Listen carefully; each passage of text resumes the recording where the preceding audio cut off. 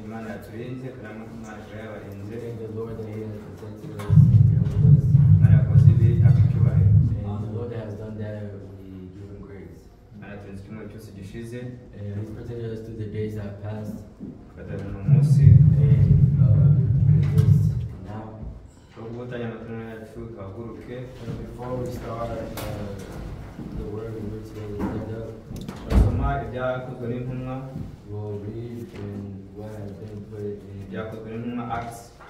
We'll start in Acts chapter 7, verse 44. We'll read in Acts chapter 7, verse 44. Acts chapter 7, verse 44. We'll read in Acts chapter 7, verse 44. Amen. Basukuruza bari bafite ihema ry'ubuhamya bari mu butayu nk'uko yavuganye na Mose yamutegetse kurirema arishushanije n'icyitegererezo cy'ibyo yabonye. Iryo basogokuruza barihawe na base riba uruhererekane.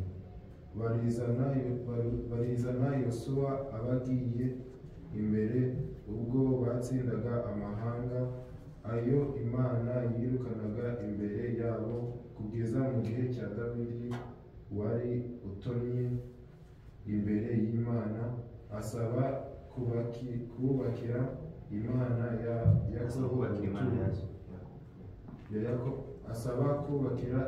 Yakobo ubuturo, ariko Salomo niwe wayubakiye inzu. Amen. Nyamara isumba byose ntiba mu mazu yubatswe n'amaboko, nk'uko wa muhanuzi yavuze ati, ijuru niryo ntebe yanjye, isi niyo ntebe y'ibirenge byanjye, muzanyubakira nzu ki? Niko Uwiteka ababaza. Cyangwa nzaruhukira ahantu ki? Mbese intoki zanjye sizo zaremye ibyo byose? Amen. Twicaye dusengera. Uwiteka Mana yacu kagira gikomeye, gushimiye kuno baturinze, wanye natwe sibyo baturinze suno munsi, iminsi ishize yose dukomeye uraturinze. Ibigenze kuri icyo waduhaye inzara n'inyota kumva amagambo yawe turikomeye. Turikomeye ducishwe bugufi ushirwe hejuru. Basobanura turikomeye ano magambo. Yenda umwana w'umuntu ugiye kuyasobanura, umwuka wawe wera aroze amfate, namfata afatira abagose icyanjye. Bisongaje kuri Imana nzima, muzabwe mu Yesu Kristo tusabyemo. Amen. Twongeye gushima Imana yagiye yaturinze. Again, thank the Lord for being with us. And all the days that passed. Kandi yabarinze n'akazi bihabwa icyubahiro. Protected y'all until now. Igihe kirekire tutaganira. It has been a long time since we have conversated. Tugana n'abana batoya. And we usually talk to the children. Akuno munsi twagira umugisha wo kuganira namwe. But today we get the pleasure to talk to y'all today. Ntabwo turi buganire, ntabwo ari amagambo tugiye kuganira. You can already read the words that we're going to kuganira amagambo y'Imana. We're going to be talking about the word of God. Cyatuzanye hano ntabwo tugiye kuganira ibyo twasize mu rugo. What has brought us here is to talk about what we left out. Cyangwa ibyo twagiye kuganira ibyo ku ishuri. We're not going to talk about what we left at school. Ubu tugiye kuganira amagambo y'Imana. We're still going to read. We're going to talk about the word of God. Burya ibyo kurya twabonye iby'umubiri. We have the food of the body. Twanyweye. We drank. Twariye. We ate. Ko twaje hano twabonye iby'umubiri ukeneye. And we came here because the body has seen what it needed. Akono rero icyo cyatuzanye ngo tubone n'iby'umwuka. And now what brought us here is so that we. Ndabaragira ngo Imana ibahereze amatwi y'umwuka. Kuko ibyo by'umubiri. Like to say, give the ears. Turiye dukoresheje umunwa. Because we use the mouth. Ariko ibyo by'umwuka tubirya nabyo dukoresheje amatwi. But the word of the Lord we eat using our ears. Ndabaragira ngo Imana ibahereze amatwi y'umwuka. So I hope the Lord may give y'all the ears of the. Kandi mugira amatwi y'umubiri. Because when you have ears of the body, murumva iby'umubiri. You hear things of the body. Ako nimugira amatwi y'umwuka. But when you have ears of the soul, murumva iby'umwuka. You hear things of the Spirit. Dusomye kino gitabo cy'ibyakozwe n'intumwa. Let's read these books of Acts. Ukuntu kivuze ibyakozwe n'intumwa ni iby'ibintu intumwa zakoze. Ese ukuntu bavuga ibyo abakristo bakoze, ibyabayeho, ibyo abantu bakoze, ibintu byo mu ngo igitabo ibyakozwe n'intumwa ni ibintu byarakozwe. Icyo wakoze nanjye icyo nakoze n'undi icyo yakoze byose bakabishyira mu gitabo. Iki gitabo barangije intumwa zari 12 intumwa za Yesu. Zagiye zikorera mu Pawulo, ba Yohana n'abandi intumwa za Yesu nibyo banditse ngo nicyo gitabo cyane. Igitabo cyitwa ngo ibyakozwe n'intumwa ni ibintu byarakozwe n'intumwa. Okay, amagambo dusomye hano tugiye kwiga ku mutwe w'amagambo avuga ngo ese inzu y'Uwiteka. Umutwe w'amagambo tuvuga ko inzu y'Uwiteka. The topic of today is just the house of the Lord. Inzu y'Uwiteka. Ese inzu y'Uwiteka ni iyi? Wakoze inzu y'Uwiteka ni iyi? Inzu y'Uwiteka nta kintu wamubwira ese inzu y'Uwiteka wamwubakira inzu ki? Ese wamukora inzu ki? Inzu y'Uwiteka ni umutima wanjye, umutima wawe. Inzu y'Uwiteka ntabwo ari inzu yo tureba yubatse, ntabwo ari inzu yo tukaryama, ahubwo inzu y'Uwiteka ni umutima wawe. Aho waba ugenda hose, ugiye ku ishuri n'ibyo wakubaza gusa ndi kugenda nk'umwana w'Imana, ndi kugenda nk'umukristo, kuko ni umutima wawe niyo nzu y'Uwiteka. Inzu y'Uwiteka kuko niba ruvuga ngo ni inzu yubatse ari building, wasiga ukagenda ahantu, ugasiga ukagenda mu kazi. Mva hano nkajya muri district kwambara akazi, nkajya muri district ako sinone inzu y'Uwiteka njyana nayo yewe njyana ariko njyana n'umutima wanjye. Amagambo turi kwiga y'umunsi uvuga ngo ese inzu y'Uwiteka ni iyihe? Inzu y'Uwiteka ni iyihe? Inzu y'Uwiteka ni amagambo y'Imana. Iyo utuye mu magambo y'Imana ngo ba sogokuru, umuntu wese agira ba sogokuru bo mu mubiri, ako naturiye ba sogokuru bo mu mubiri. Wenda tatongera dusubira ngo ba sogokuru bari bafite ihema ry'ubuhamya. Ba sogokuru bafite ihema ry'ubuhamya. Ese wowe ufite ubuhamya? Ese ngiye mfite ubuhamya? Nakwifuriza ngo umwana wese, umwana wese tugire ubuhamya. The testimony. Aho wabugiye ku ishuri ko uriya mukobwa, uriya gakuru umwana ufite ibyo ni ibihamya. Uriya Manuel, uriya Bowazi, uriya Eritiye, ibyo ni ibihamya ku ba sogokuru bacu. Natwe nuko twifuza ngo tugire ibihamya. Ibihamya. Nujya no ku ishuri, nujya no mu kazi, ugire ibihamya ibikuvuga. Ese ibihamya bye ni ibihe? Ese gakuru bye ibihamya byanjye ni ibihe? Ese ku ishuri bavuga gute? Ese mu kazi kanjye bavuga gute? Bafite ibihamya. Ngo ba sogokuru bacu bari bafite ibihamya. Ese ibihamya byabo ni ibihe mu mwene data? Ibihamya byabo ni ibihe mu mushiki wacu? Nubwo turi abana turi urubyiruko, twe dukwiye imirimo myiza. Ese inzu yawe imeze gute? Ese umutima wawe ibirimo ni ibihe? Ese ni ishari? Ese ni ugutukana? Ese ni ukubesha? Ese ni ugusebanya? Ugasanga igihe ku ishuri turasebanya. Ariko uno munsi uvuga ngo inzu y'Uwiteka ni umutima wawe. Kandi inzu y'Uwiteka ntabwo Uwiteka aba ahantu habi. Buri umwe uzi ko uba ahantu heza, Uwiteka asura ahantu habi. Kuko Uwiteka ashaka gutura mu mutima mwiza, umutima ugira neza, umutima ufasha, umutima wihanganye, umutima wihanganye, to be patient. Kuwihanganye niba umuntu akurakaje ku ishuri, ushobora kujya muri umuntu yakwiyenza afite computer yawe yayimena akaba yakora ikintu cye cyawe, ariko si wihanganye abasuke uyu nawe ntabwo ari kuko ni umusarani umukoresheje, uyu nawe ugiye kugerageza ntabwo ari we kuko ni umusarani umukoresheje. Wewe rero ukaba umuntu w'Imana, umutima Imana irebera mu mutima wawe. Ese uri umukristo wanjye? Ese uri umwana w'Imana? Cyangwa nawe ugiye hariya wifatanya n'ab'isi? Ijambo tuvuga ry'uno munsi ngo inzu y'Uwiteka ni iyihe? Ese inzu y'Uwiteka wakoze ni iyihe? Inzu y'Uwiteka ni umutima wawe. Inzu y'Uwiteka kugira bituremo ni ugutura mu magambo y'Imana. Amagambo y'Imana kuratwe ngo ba sogokuru bari bafite ihema ry'ubuhamya, bari batuye nk'uko yavuganye na Mose. Bari bafite ubuhamya ukuri yavuganye na Mose. Bari bafite ubuhamya ukuri ijambo ry'Imana ryacu nk'uko n'abatejwe twe dufite ubuhamya. Eriti hagenda dusoma buhoro buhoro.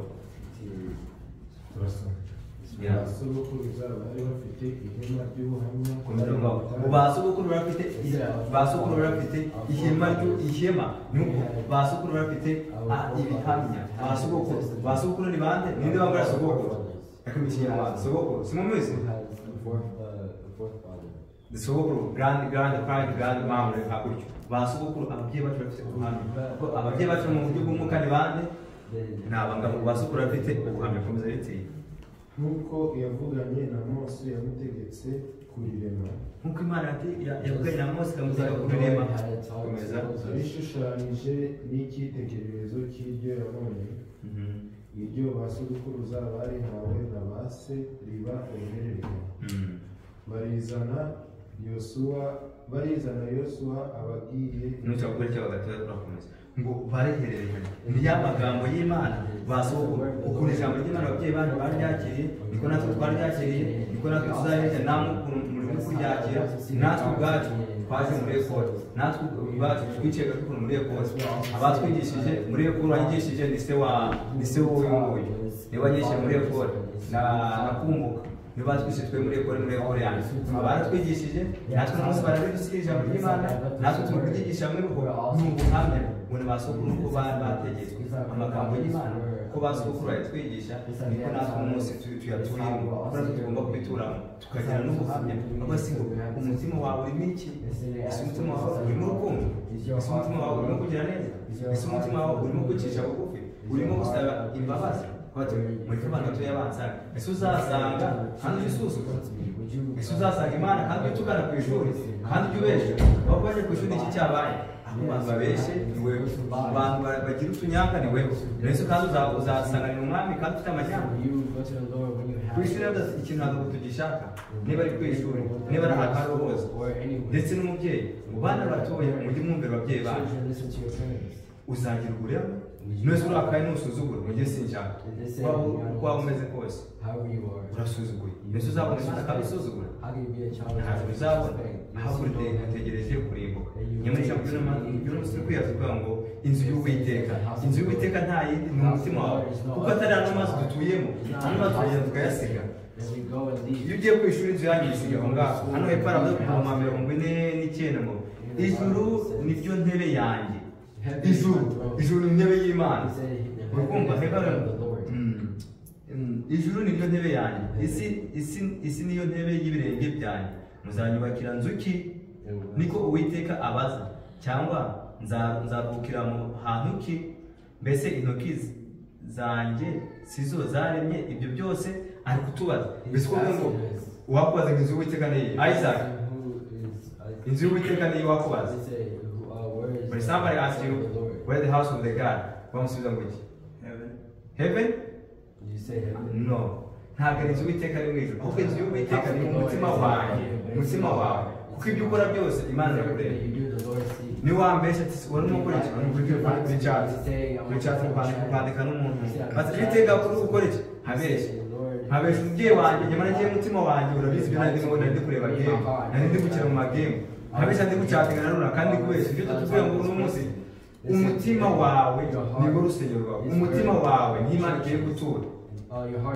Imana ikubaza ngo se wazanyubakira inzu ki ibyo dukora byose rero ibyo ubamo byose niba umubyeyi wawe wamubesha niba wabesha runaka niba wakora iki ariko ntabwo wabesha umutima wawe sibyo ibyo twakora byose turi ko ntabwo twabesha umutima wacu kuko ibyo dukora tuba twahamije n'umutima wacu niyo ugiye no kubesha twarakererwa abahungu kazi ndabwira iki supervisor umutima ukavuga ngo akurikikira none kutagira ko nta mushobora wakubesha ko n'umutima wawe wabesha undi muntu wabesha umutima wawe sibyo wabesha abandi wakora nabi ariko umutima wawe ntabwo wabesha kuko umutima wawe wamaze kuko rero bati wandikira nzuki ijambo turi ni ukuvuga ngo inzu y'Uwiteka ni imitima yacu kandi Uwiteka rero ntabwo yatura ahantu handuye nk'uko ahantu handuye harimo ibyaha harimo ukuntu ejo twumvise ngo harimo ibibwa ibyaha gutukana kubeshya yari mu mibiri ahubwo reka tuze turebe ahantu Uwiteka yatura ni hehe hano Uwiteka yatura reka tuharebe gusa bameze gute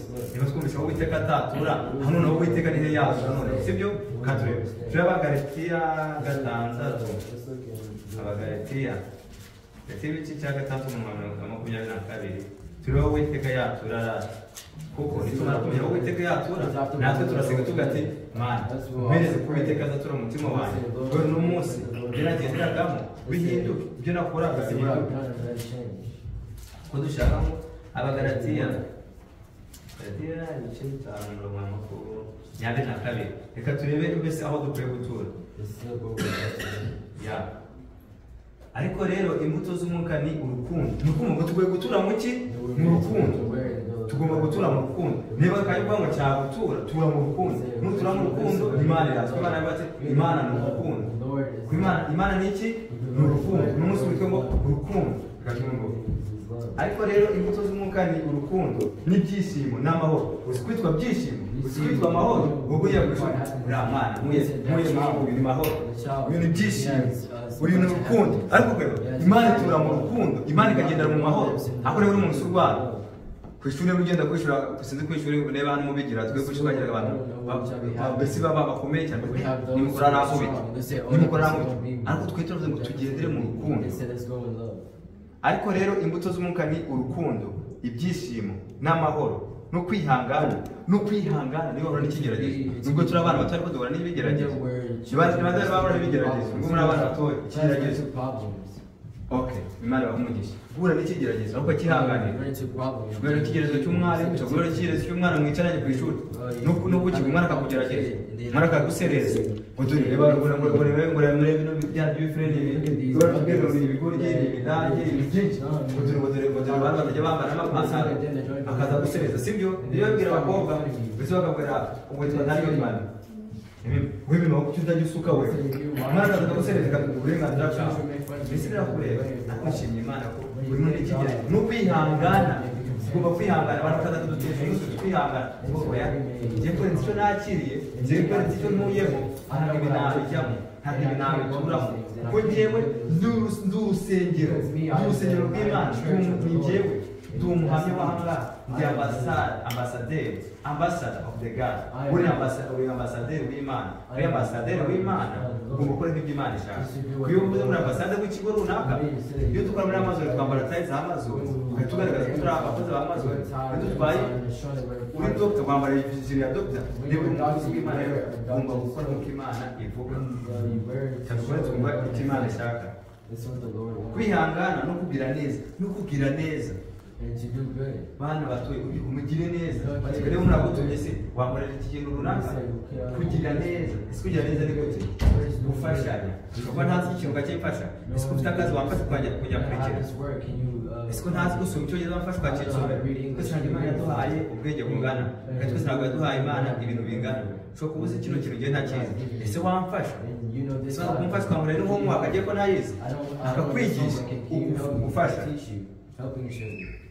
no kugira neza n'ingeso nziza no kugira ingeso no kugira ingeso nziza ingeso nziza good morals ingeso nziza kugira ingeso nziza n'izihe ingeso nziza zose kumvira kwihangana kwirinda kugira urukundo izo ngeso nziza turakoma n'ingeso mbere aho umwuka wera atatura aha turi gusoma aho umwuka wera yatura kuko twumvira ngo turi urusengero rw'iki urusengero rw'iki rw'Imana urusengero rw'iki rw'Imana inzu y'Uwiteka niba tugiye kumenya inzu y'Uwiteka rero tugiye kumenya aho Uwiteka agomba gutura tugiye kumenya aho Uwiteka atagomba gutura aho Uwiteka agomba gutura ngo agomba gutura kwa byishimo kwa mahoro kwa kwihangana kwa ngeso nziza ibyo byose ni Uwiteka agomba gutura ariko mu gihe Uwiteka none se kwa mujuru Uwiteka yaturaye kwa undi umuntu w'umujuru ufite agatelefone akamafaranga yawe hano abantu nabonye ujye n'umuroromata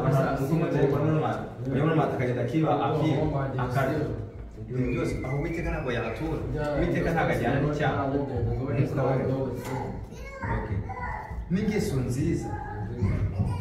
n'ingeso nziza no gukiranuka no kugwa neza no kwirinda ibimeze bityo nta mategeko abihana bimeze gutyo ibyo byose byuzuzanya nta mategeko there is no law ugomba n'ibishima n'ibihangana n'ugira ingeso nziza n'ugira amahoro n'ugira urukundo ibyo byose nta tegeko ribihane kandi ibyo ngibyo n'Uwiteka agomba gutura Uwiteka atura mu bafite ibyishimo Uwiteka agatura mu bafite amahoro Uwiteka agatura mu bafite ingeso nziza n'izihe ingeso nziza ni ugutura muri amagambo y'Imana ese wagira urukundo atura muri amagambo y'Imana rero nose turiya ngo inzu y'Uwiteka turi kwiga ngo inzu y'Uwiteka ni umutima wanjye aho ngiye hose niba ngiye mu kazi ka turaka niba ngiye muri shawa niba ngiye gutwara bijyanye n'Uwiteka niba ngiye mu kazi bijyanye n'Uwiteka niba ngiye ku ishuri bijyanye n'Uwiteka ko nk'ahantu nta muntu ujya ajyana nawe nishyira mu gituraka biravuye hano muri Kigali nkagenda Texas Dallas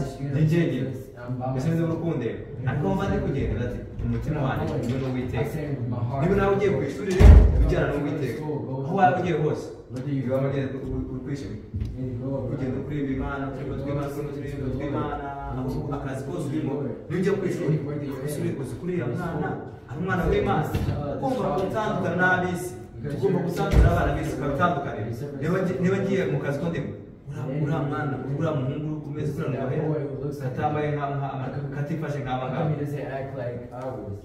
ntabwo tugomba kugira itandukanye ingeso nziza nuko ubona amakara abona ufite ingeso nziza ngo ni ingeso nziza urukundo n'ibyishimo n'amahoro urumva urukundo kugira urukundo ukagira amahoro avuze ngo ukunda kugira intambara uri ku ishuri rw'abarwanyi ninde warwanye runaka ninde warwanye runaka ninde warwanye runaka ngo ntabwo imana yahatura kuko mu mutima uranze kuko mu mutima ntabwo ari mwiza uwiteka nagatura mu cyaha uwiteka azahomba yigende niba harimo wa mutima mubi uhamagara uwundi twiboneye kwa shari twiboneye kwa shari twiboneye kwa wa mwana utajya wumvira ese wa mukobwa we wakasambere undi yagiye uzakuraho ikindi kintu kibi uzakuraho ikindi kintu kuko waje kumvira umubyeyi wawe uramusuzuma ugasimama amazi ye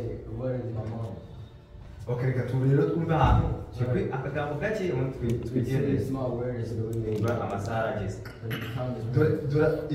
aha twumvisha aho umwuka wera agomba gutura aho umwuka wera agomba gutura reka rero twumve aho umwuka wera azatura noneho nuzaba ufite ibintu byose ntabwo imana ntabwo kumwe n'imana ese umwuka wera ni iki ni imana igomba gutura reka twite tuhasome ni abagalatiya ibice na none 5 bari ku murongo wa 19 dore imbuto ya kamere iragaragara dore imirimo ya kamere iragaragara ni gusambana gukora ibiteye isoni n'iby'isoni nke no gusenga ibishushanyo no gukora no kuroga no kwangana no gutongana no gutongana ku ishuri bigiye ugatongana ibyo byose kwa amasaha yagize ngo tubisome cyane ariko ibyo byose ntuzaba ubifite ntuzaba ufite byibuze ameze ntabwo kumwe na Yesu Kristo ndi kumwe n'Imana aho Yesu Kristo atatura aho Imana itatura ese urumva ngo ese inzu y'Uwiteka ni iyihe inzu y'Uwiteka turi kwiga ngo inzu y'Uwiteka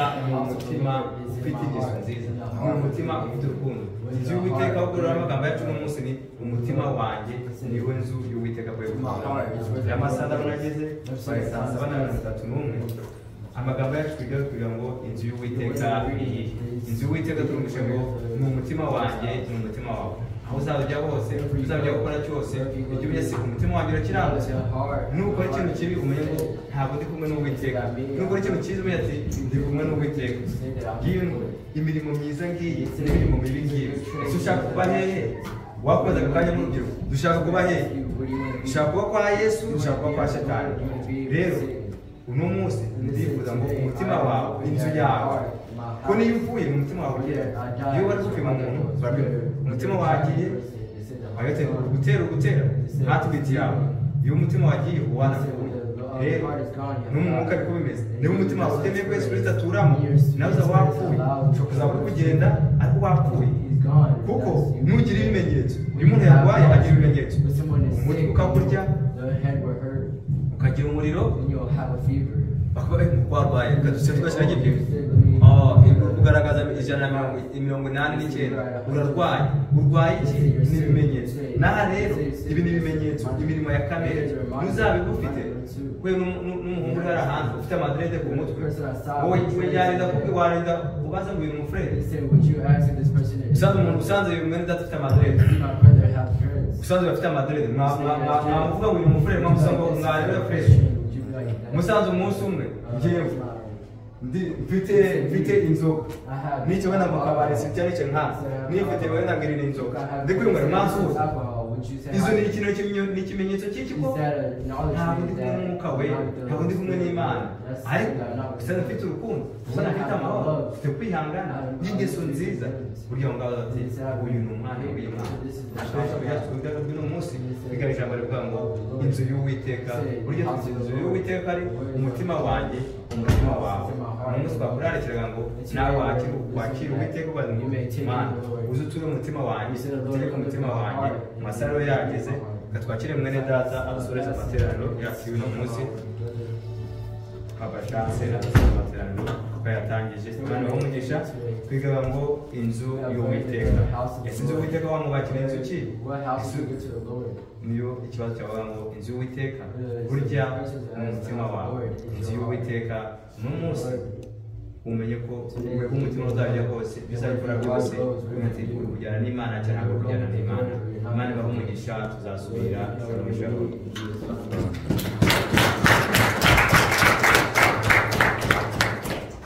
kadusenge kubwo ijambo tumaze kumva mu izina ry'Umwami Yesu Kristo turagushimiye kandi turaguhimbaje uri Mana yacu Mana dukunda kandi Mana igira neza kuko twagusabye uzubane natwe twadusenze n'inyota yo kumva amagambo yawe nuko uri Imana umutunzi wa byose utugaburiye ijambo Yesu Kristo avuga ati inzu y'Uwiteka ni iyihe inzu yawe ni umutima wacu ni umutima wawe ni umutima wanjye niho Uwiteka ashaka gutura kandi twereka imirimo ya kamere iyobowe na Satani tubwira ko aho ngaho Uwiteka atahaba twereka imirimo y'umwuka iyobowe n'umwuka w'Imana ko ari imirimo dukwiye kugira nk'abana b'Imana Mwami twabyumvishe turabuduhindurira ijambo twumvishe rishinga imizi mu mitima yacu rikomereremo turigendereho turigendane abakobwa n'abahungu bataranye bose mbasa mu gitagabanije kugira ngo Mwami iri jambo rituze mu mitima yabo baba natwe utugire neza kandi tuyobore byose bimaze kuba ushaka umugisha umugaragu wakoresheje kubw'iri jambo mu izina ry'umucunguzi wacu Yesu Kristo amen